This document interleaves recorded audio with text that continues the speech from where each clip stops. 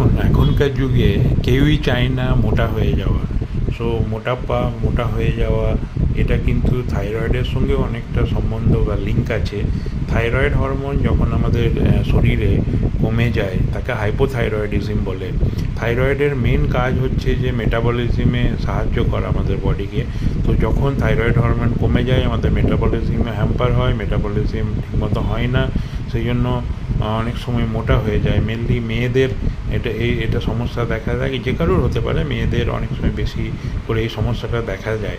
সেই জন্য আমাদের ডাক্তারকে দেখিয়ে এই ট্রিটমেন্ট নেওয়া উচিত। থাইরয়েডের ওষুধ পাওয়া যায়, থাইরোনম, সেই ওষুধ ডাক্তারের পরামর্শে নেওয়া উচিত এবং আমাদের ওয়েট অনেকটাই কমে যায়।